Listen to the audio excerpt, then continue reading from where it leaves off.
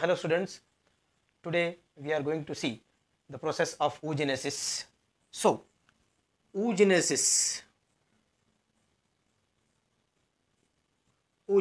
So first we will see the definition of oogenesis. So formation of haploid female gamete. So what do you mean by oogenesis? Formation of haploid female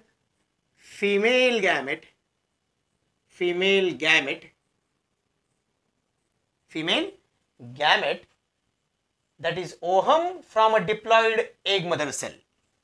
Gamete, which gamete? Ovum from a diploid mother cell. From where? From the mother cell, and that mother cell is called as what? Oogonia of ovary. That is called as oogonia of ovary. But where? It occurs in female organism.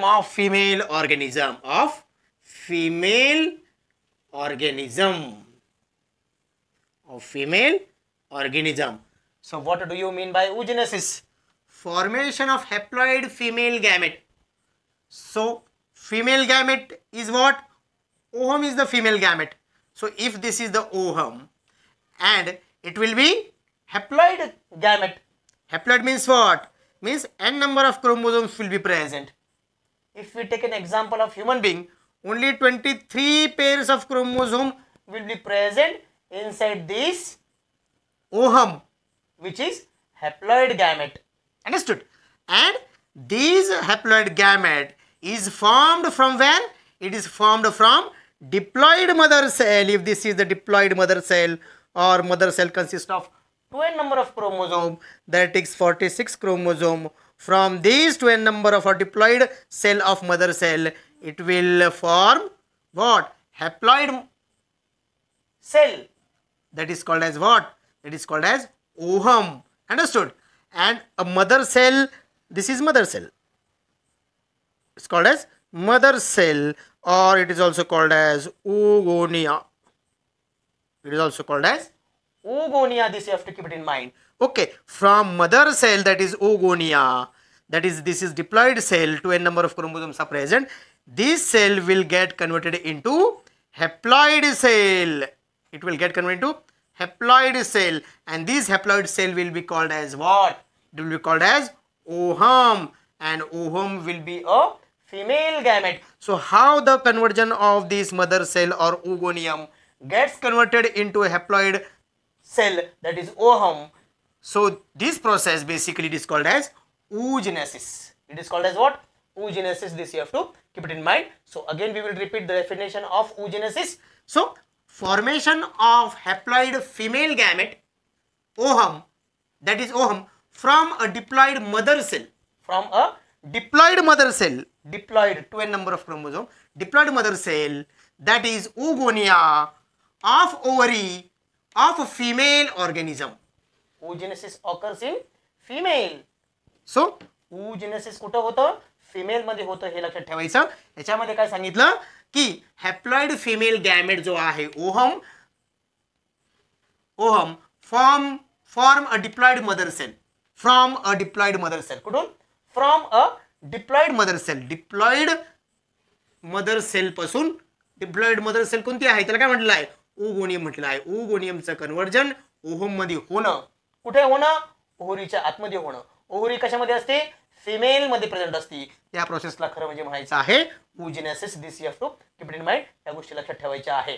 Understood? Now we are going to see how does the oogenesis occurs in female.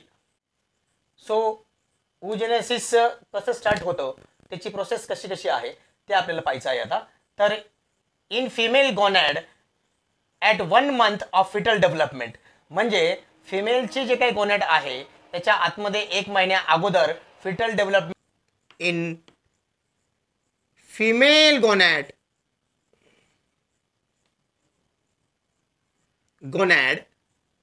in female gonad at 1 month of fetal development. in 1 month of fetal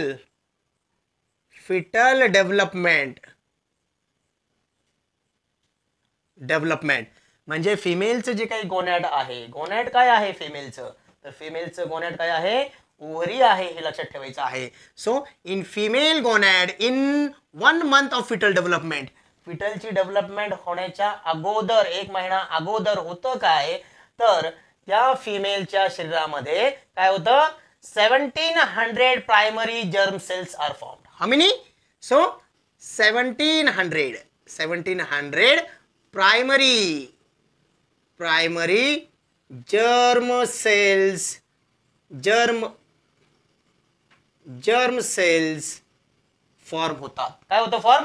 1700 primary germ cells form होतात. आणि ते कशा असतात? अनडिफरेन्शिएटेड असतात. ते कशा असतात? They are undifferentiated. Which are अनडिफरेन्शिएटेड.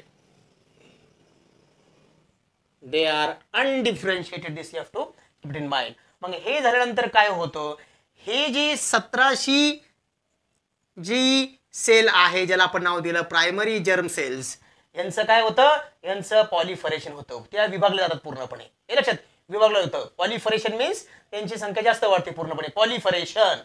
तर काय होतं, from this 1700 primary germ cells they proliferate. What will happen? They will do proliferation.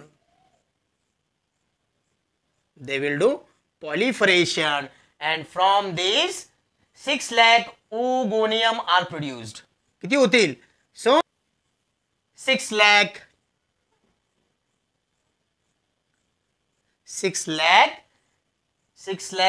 oogonium will be produced.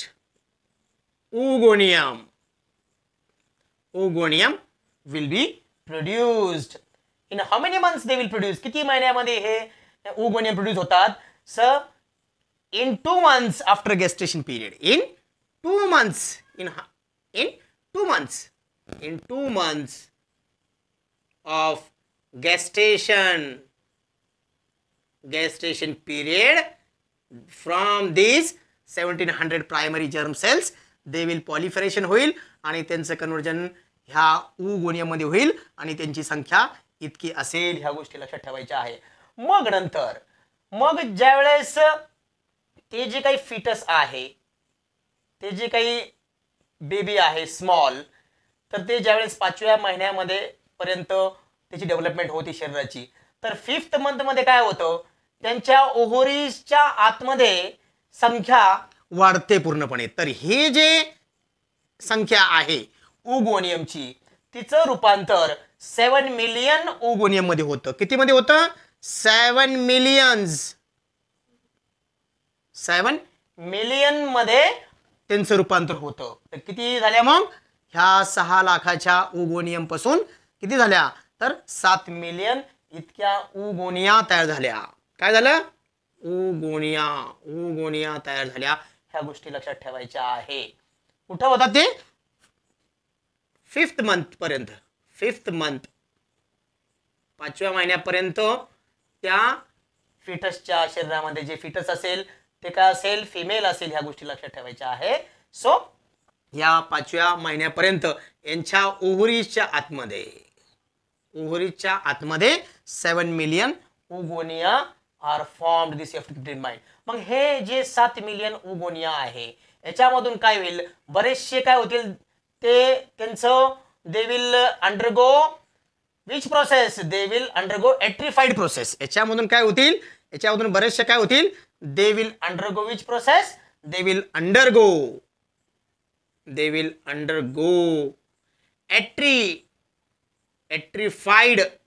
एट्रिफाईड होतात त्या पूर्णपणे. मग एट्रिफाईड म्हणजे काय नेमकं?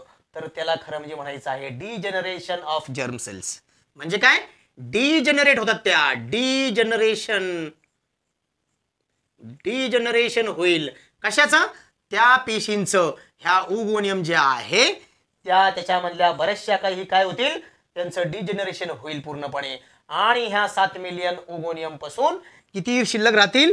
तर त्या राहतील 2 million. So how many are left? 2 millions are left. कुठपर्यंत? जोपर्यंत त्या बेबीचं बर्थ होत नाही तोपर्यंत. तर at the time of baby 2 million असतील. So at the time of female baby, हे लक्षात ठेवायचं. फिमेल बेबी जे बॉर्न होतं त्यावेळेस त्याच्या शरीराच्या आतमध्ये, त्यांच्या ओव्हरीच्या आतमध्ये 2 मिलियन्स काय असतात? 2 मिलियन्स ह्या उगोनिया असतात. ह्या गोष्टी लक्षात ठेवायच्या आहे. आणि मग ह्या उगोनियाला आता म्हटलं असं जातं की प्रायमरी फॉलिकल्स असंही आपण म्हणू शकतो. सो प्रायमरी फॉलिकल असतात. So how many? 2 million primary follicles will remain at the time of a female baby's birth. कधी पण ज्यावेळेस बर्थ होईल त्या बेबीचं त्यावेळेस ह्या गोष्टी लक्षात ठेवायच्या आहे. मग हे जे 2 मिलियन प्रायमरी फॉलिकल्स किंवा त्याला आपण म्हणूया उगोनिया राहिलेले आहे फिमेलच्या बर्थपर्यंत, तर त्याच्यामधून आता ह्या 50 मिलियन्स पासून याच्यामधून काय होतं? 50% आणखीन काय होतं? they will again undergo atrophied means what? Degeneration of these cells will occur. इथे लक्षात किती? पूर्णपणे 50%, 50% they will undergo atrophied process जी आहे ती कंटिन्युअस प्रोसेस होत असते ह्या डेव्हलपमेंटल पिरियड मध्ये. ह्या गोष्टी लक्षात ठेवायच्या आहे. मग हे 2 मिलियन जे आहे त्याच्यातून जर मी म्हटलं की निम्मे पूर्णपणे डिजनरेशन झालेलं आहे त्यांचं, हे लक्षात.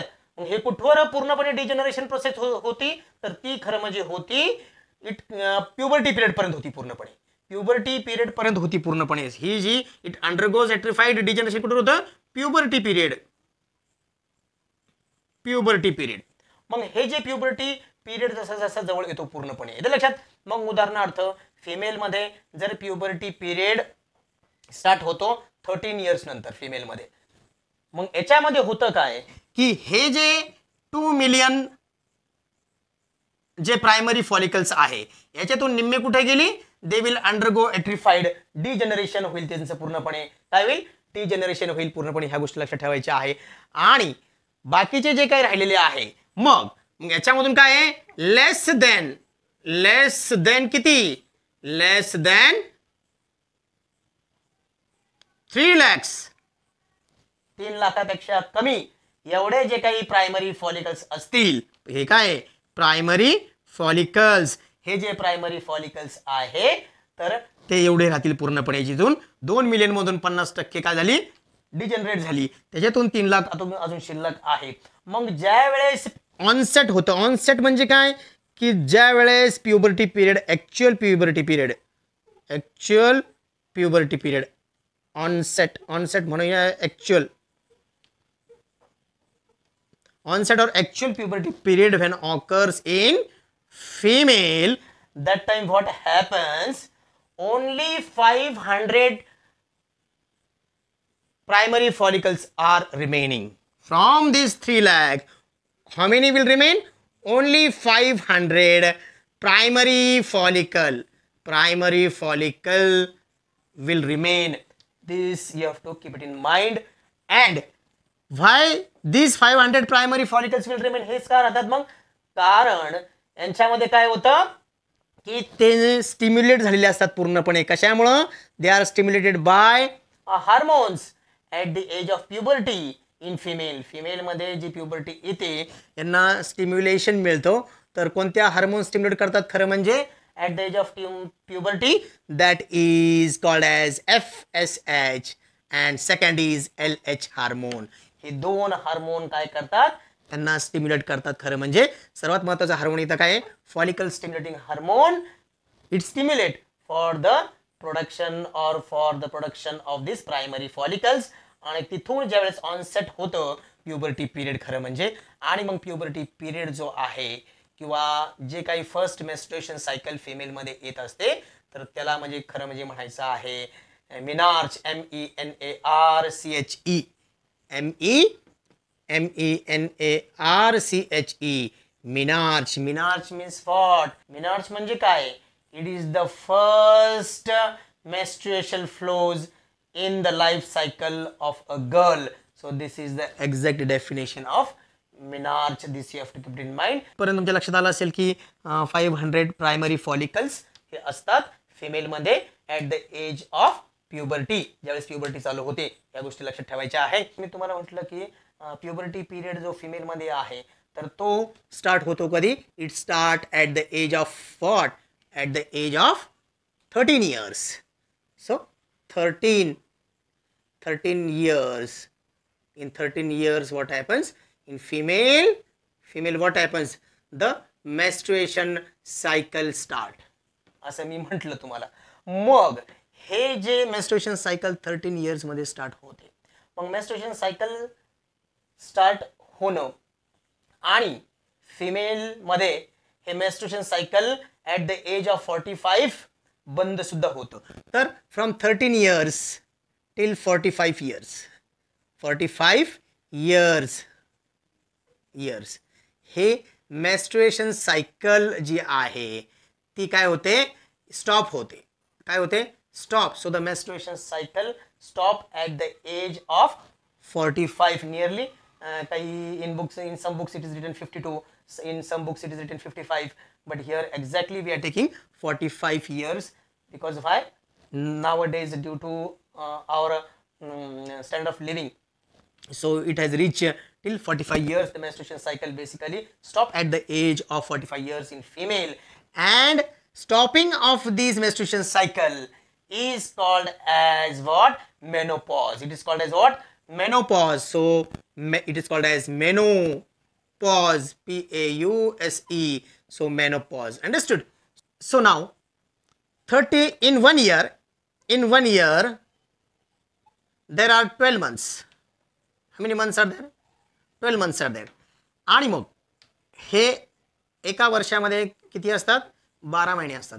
मग जर 13 वर्षापासून मेन्स्ट्रुएशन सायकल जर स्टार्ट होत असेल फिमेलमध्ये आणि ती 45 years पर्यंत जरा सुरू राहत असेल तर, आणि त्यानंतर त्याला मेनोपॉज असं म्हणतो आपण ज्यावेळेस बंद होती मेन्स्ट्रुएशन सायकल, तर यांच्यामध्ये जी 13 ते 45 पर्यंत मग किती वर्ष झाली ती? तर ती वर्ष झाली किती?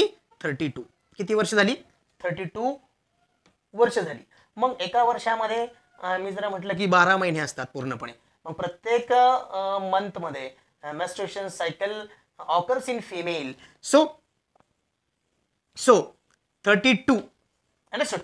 32 years and plus these, आपण खरं म्हणजे कॅल्क्युलेशन करताना 12 महिने घेत नाही तर 13 महिने घेतो. या गोष्टी लक्षात ठेवायच्या. So 13 multiply by 32 years. So what will be the answer? So answer will be 416 ohm or egg will be produced in the life cycle of a female. This you have to keep in mind. So female च्या आयुष्यामध्ये किती असतात? मग 416 ohm develop होतात. हे एक मीन काढलेला आहे. ह्या गोष्टी लक्षात ठेवायच्या आहे. आणि मग आपण पाहिलं होतं की प्युबर्टी पिरियड मध्ये किती ओहम, किती प्रायमरी फॉलिकल्स डेव्हलप झालेले असतात? तर ते असतात 500. मग 500 मधून 416 अप्रॉक्सिमेटली असं टेंटेटिव्हली सांगितलेलं आहे. तर 416 ओहम डिस्चार्ज होतात ओव्हरीमधून फिमेलच्या पूर्ण आयुष्यामध्ये. ह्या गोष्टी लक्षात ठेवायच्या आहे.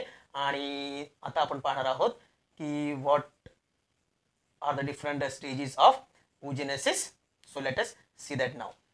Now we are going to see the actual 3 phases of oogenesis. So first phase of oogenesis is what? Same as spermatogenesis. So what were those 3 phases? So number 1 was what?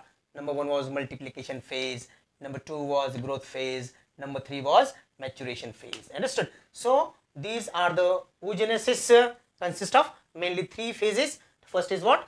Number 1 is multiplication phase. So first one is multiplication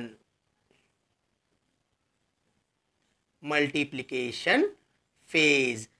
तर याच्यामध्ये जे काही multiplication phase आहे याच्यामध्ये काय होणार आहे तर हे आपल्याला माहित पाहिजे. मग याच्यामध्ये मी तुम्हाला सांगितलं होतं की ही जी प्रायमरी जर्म सेल्स आहे, कोणती सेल आहे? प्रायमरी जर्म सेल्स आहे. ही जी प्रायमरी जर्म सेल्स आहे, प्रायमरी जर्म सेल्स, कोणती सेल? Primary germ cells. आणि मी जर इकडच्या बाजूने तिचं जर फिगर काढली तर असं तुमच्या लक्षात येईल की ही एक प्रायमरी जर्म सेल्स आहे. Understood? So this is a primary germ cells. Understood? So this is called as primary germ cells or primordial germ cell. Understood? So this is one primordial germ cell. Understood? मग काय होणार? ही दिसती कशी? तर ही large nucleus याच्यामध्ये आहे. काय आहे? Large nucleus. If you see the structure you will see it consists of a large nucleus. So this primary germ cell will have what? It will have large nucleus. Large nucleus, this you have to keep in mind. So it will consist of large nucleus. Understood? Now what will happen? These primary germ cells will divide mitosisly. Understood? So mitosis will occur. Understood?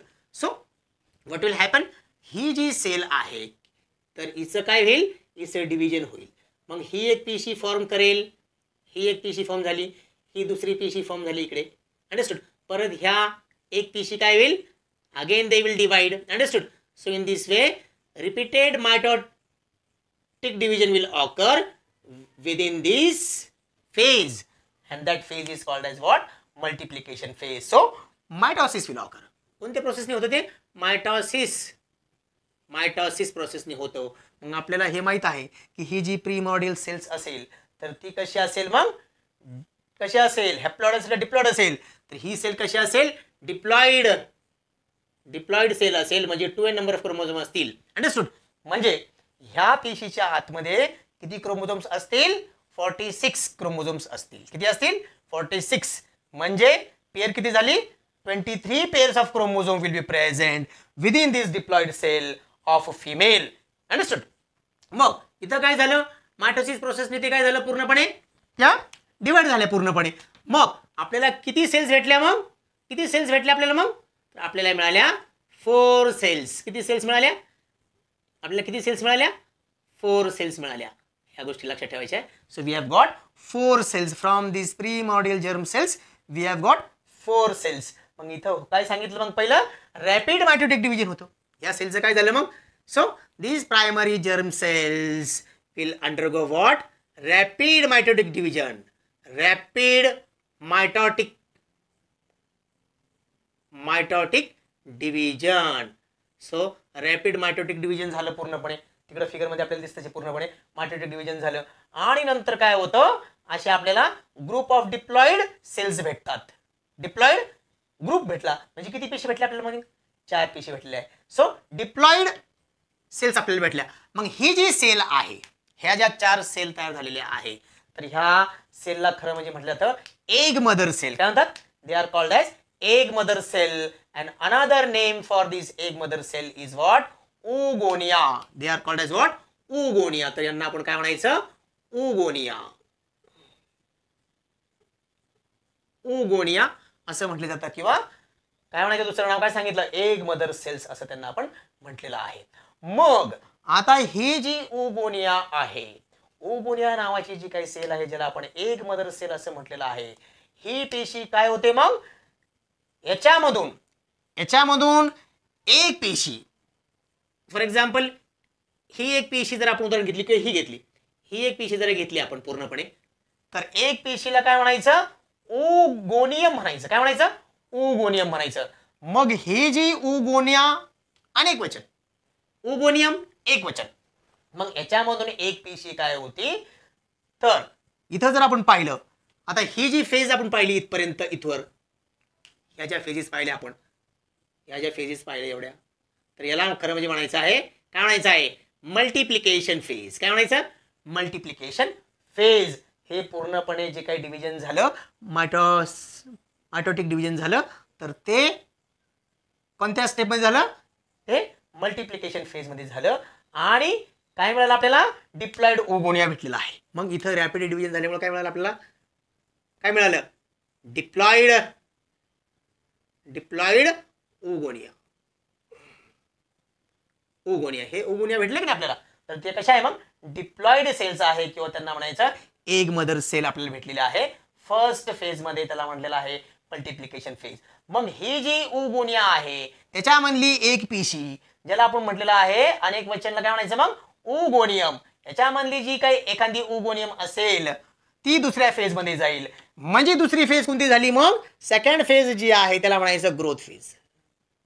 काय म्हणायचं growth phase. ही second stage आहे ओजेनेसिसची. मग याच्यामध्ये काय होतं खरं म्हणजे याच्यामधली एक ओगोनिया, एक काय एक ओगोनिया अंडरस्टूड. तर याच्यामधली एक जी ओगोनिया आहे तिचं रूपांतर so this oogonium, a single oogonium will get converted into what? It will get converted into what? Primary oocyte. It will get converted into primary oocyte. So this cell will be called as now primary oocyte. So what we have got in second phase, in growth phase, from this oogonia or oogonium, a single oogonium, we have got primary oocyte. Understood? Now this primary oocyte is too much big cells. सर्वात अशी बरीचशी मोठी दिसते ना तुम्हाला पूर्णपणे, मग तिचं नावच आहे ग्रोथ फेज. काय नाव आहे ग्रोथ फेज. आणि ही जी ग्रोथ फेज आहे खरं म्हणजे फिमेल मध्ये जी होती तर तिचं काय आहे लॉंग ड्युरेशनची फेज आहे. ती कशी आहे it is long duration phase. It is long duration phase which occurs. Understood. सर्वात जी काही लॉंगेस्ट फेज आहे ओजेनेसिस मध्ये ती कोणती असेल मग ती आहे ग्रोथ फेजची. ह्या गोष्टी लक्षात ठेवायच्या आहे. आणि मग याच्यामध्ये नेमकं काय होतं की हे जे एक ओगोनियम आहे in this what happen one oogonium will get converted into what? It will get converted into what? Diploid primary oocytes. Diploid primary oocyte. Understood? मग ही जी प्रायमरी oocyte आहे याच्या आतमध्ये सुद्धा किती नंबर ऑफ क्रोमोझोम्स असतील? So it will consist of what? It will consist of diploid means 2n number of chromosomes will be present. Here also 2n number. In same इथं सुद्धा 2n, इथं सुद्धा 2n, याच्यामध्ये सुद्धा 2n इथपर्यंत primary oocytes पर्यंत diploid primary oocytes त्याला म्हटलेलं आहे diploid.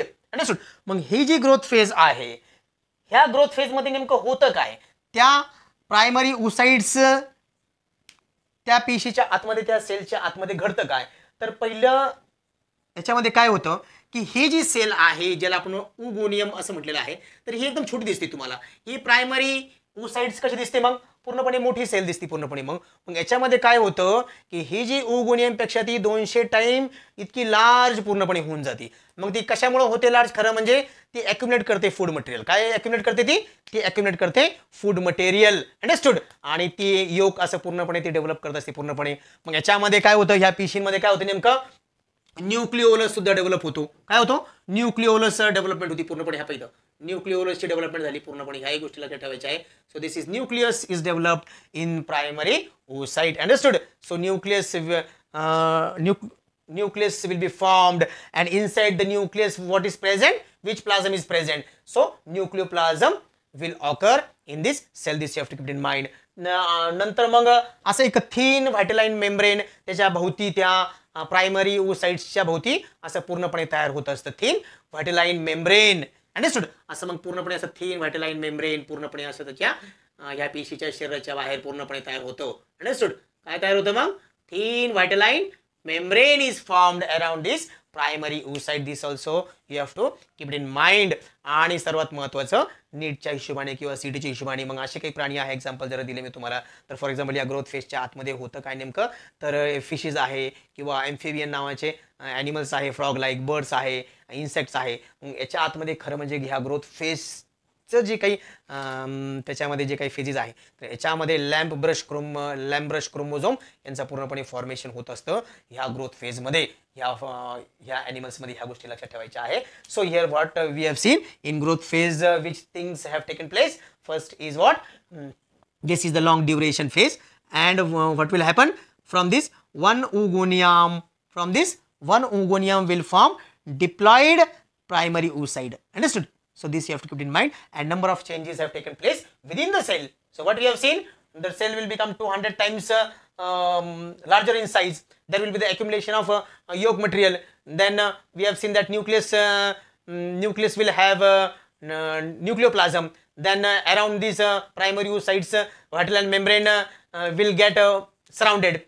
Understood? And again, what we have seen, in different species like fishes, for example, amphibians, like frog, then birds and insect, lamb brush chromosome also start appearing in this growth phase. Now we are going to see third phase, and the name of that third phase is what? It is called as maturation phase. So third phase is what? Maturation phase. Maturation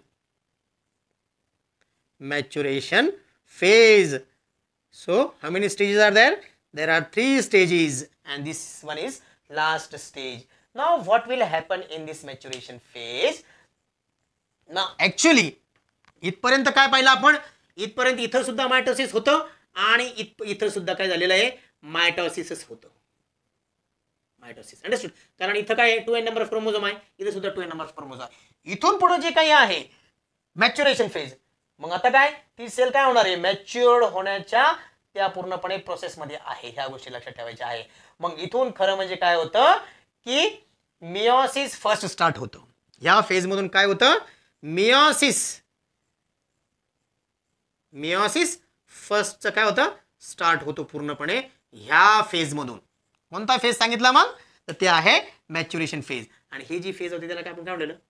ही आहे growth phase. ह्या गोष्टी लक्षात ठेवायच्या. ही second phase आहे, ही first phase आहे. Understood? आता याच्या खालची मग आता होतं काय मॅच्युरेशन फेज मध्ये?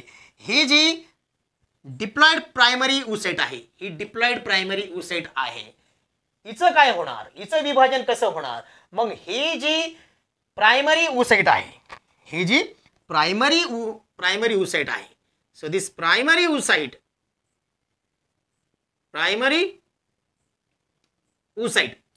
काय होईल हिचं? मग हिचं खरं म्हणजे काय होतं? हिचं पूर्णपणे मियोसिस फर्स्ट मध्ये काय होतं? 2 पेशी फॉर्म होतात. किती फॉर्म होतात? 2 पेशी फॉर्म होतात. ही एक पेशी इकडे तयार झाली. फॉर एक्झाम्पल एक पेशी इकडे फॉर्म झाली, ती ही पेशी आहे, आणि दुसरी पेशी जी तयार झाली ती इकडे तयार झाली. अंडरस्टूड? म्हणजे फिगर मध्ये जर तुम्ही पाहिलं तर तुमच्या लक्षात येईल असं की एक सेल पूर्णपणे छोटी दिसते आणि एक सेल पूर्णपणे मोठी दिसते. ती जी छोटी सेल आहे त्याला आपण इंग्लिश मध्ये म्हणूया काय म्हणूया? मग त्याला म्हणूया स्मॉल सेल. ही जी स्मॉलर सेल आहे त्याला खरं म्हणजे म्हटलेलं आहे फर्स्ट पोलर बॉडी. काय म्हटलेलं आहे? It is called as first polar body. मग याला काय म्हणायचं? So this is called as first polar body.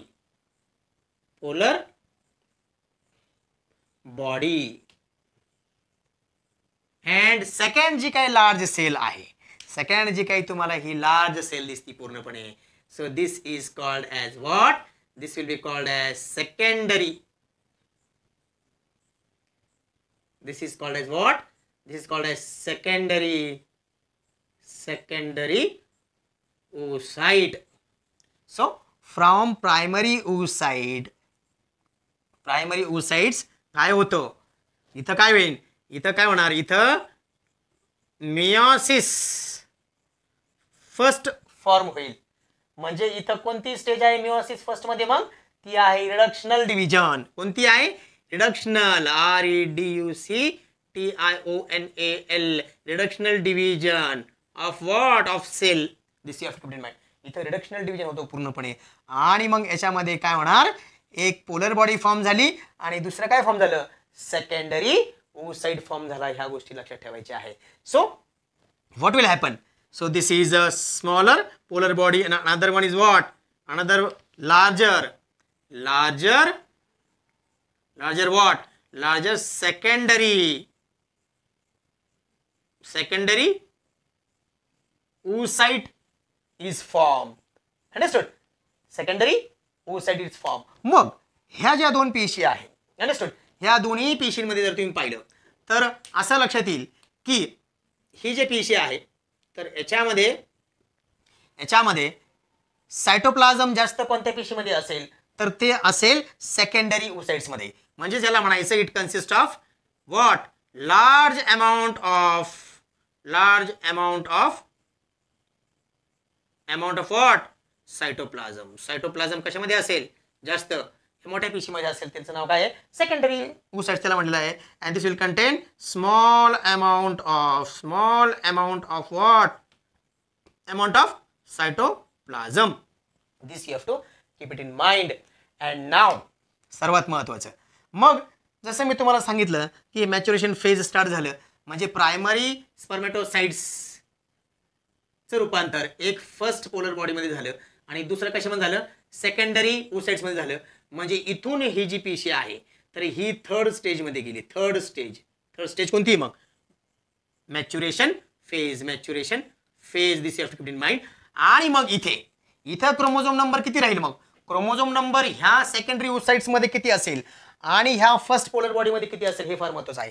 मग याच्यामध्ये सुद्धा किती राहील 23 क्रोमोझोम्स असतील आणि याच्यामध्ये सुद्धा किती आहे 23 क्रोमोझोम्स असतील. म्हणजे ही सुद्धा पेशी कशी आहे हॅप्लॉइड आहे आणि ही सुद्धा कशी आहे हॅप्लॉइड आहे. n number of chromosome will be present. This you have to keep in mind. हे जे पोलर बॉडी आहे तर पोलर बॉडीचं नेमकं काय काम असेल का त्या तयार होतात तर खरं म्हणजे काय आहे तर ते हॅप्लॉइड सेल सेकंडरी ओसाइट्स तयार व्हावी म्हणून खरं म्हणजे ती पोलर बॉडी फॉर्म केली जाते असं म्हटलं जातं पूर्णपणे.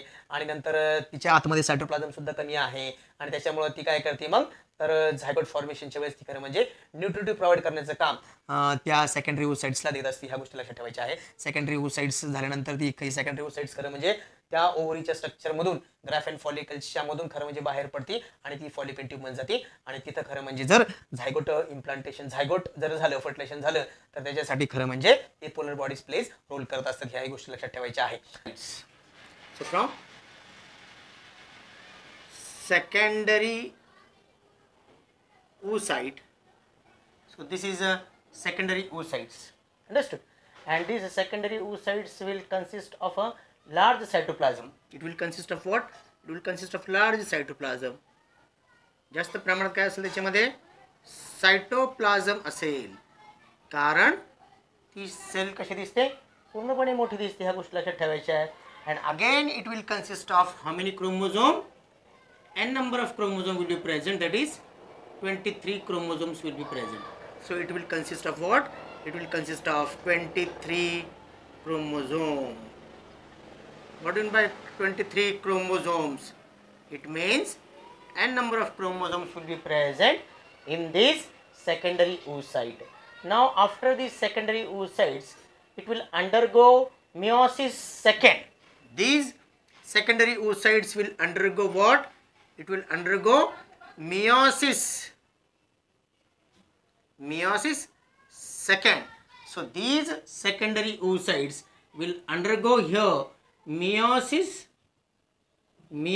second, and we know that meiosis second is what? It is an equatorial division. So what it is? It is equatorial division. And what is meiosis first? Here where meiosis first takes place? So meiosis plus takes place from primary oocytes will form two unequal cells. And here what will happen? Meiosis first will take place. And in meiosis first which division have taken place? Here reduction division takes place. This you have to keep in mind. Reduction division will take place.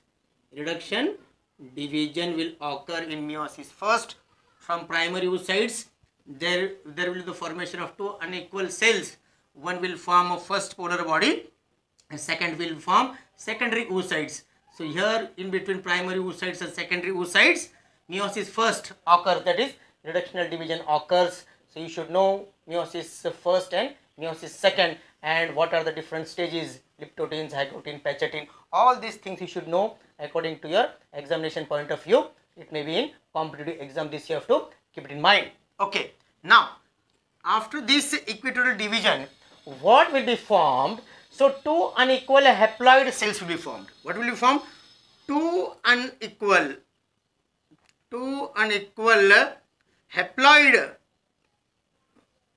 haploid cells are formed. So now see here, from these secondary oocytes, one cell here it is formed, and the name of this cell is what?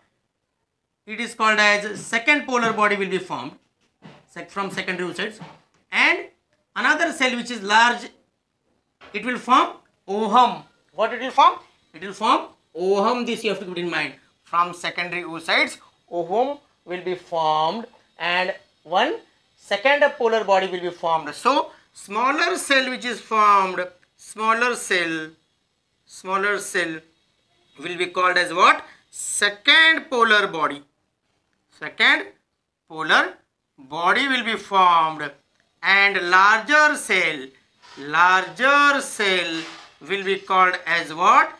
It will be called as ovum, and ovum is a female gamete. This you have to keep in mind. And this larger cell will also consist of large cytoplasm. This you have to keep in mind. Large cytoplasm it will consist. म्हणजे दोन unequal haploid cells form होतात. कुठून? Secondary oocytes मधून. एक कशी होती मग? एक छोटी होती, त्याला आपण स्मॉल म्हटलं, त्यालाच दुसरं नाव काय दिलेलं आहे? सेकंड पोलर बॉडी असं म्हटलेलं आहे. आणि दुसरी जी काही लार्ज सेल झालेली आहे म्हणजे ती काय होतं मग? Second equatorial, second meiosis second होतं, त्यालाच आपण इक्वेटोरियल डिव्हिजन म्हणतो. इथं कोणती डिव्हिजन आहे मग? It is called as equatorial division. So by equatorial region, second polar body will be formed and ovum will be formed. This you have to keep it in mind. मग ही total process कशी झाली? मग ही झाली oogenesis ची process. पण शेवटी आपल्याला काय मिळालं? तर आपल्याला मिळालं डिप्लॉइड ओगोनियम जो आहे, जो डिप्लॉइड ओगोनियम होता. मग हा जो ओगोनिया आहे किंवा हे जे ओगोनियम आहे हा कसा आहे? तर याच्यामध्ये काय आहे? 2n नंबर ऑफ आहे ना. So from this diploid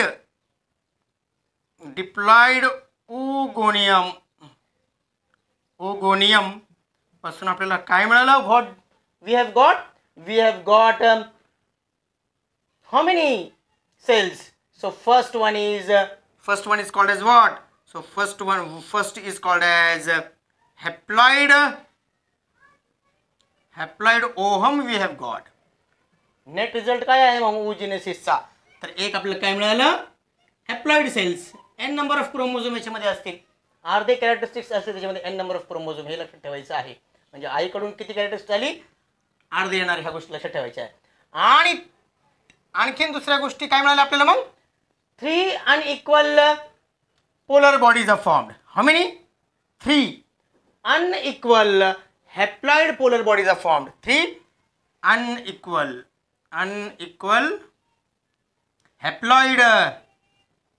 haploid polar body we have got. So how it is? मग फर्स्ट पोलर बॉडी पासून किती मिळाल्या? 2 मिळाल्या. आणि सेकंडरी oocytes पासून काय मिळाली? सेकंड पोलर बॉडी मिळाली. म्हणजे हे टोटल किती झाले मग? किती झाली? So 3 polar body we have got, and this 3 unequal haploid polar bodies त्यांना असं म्हणायचं. अनइक्वल असतात त्या पूर्णपणे. त्या सुद्धा कशा असतात मग? हॅप्लॉइड त्यांची कंडिशन असते. ह्या गोष्टी लक्षात ठेवायच्या आहे. Haploid means what? n number of chromosome. Here also n number of chromosome. याच्यामध्ये सुद्धा n, याच्यामध्ये सुद्धा n. So n number of chromosome will be present in this 3 unequal haploid polar bodies. This you have to keep in mind.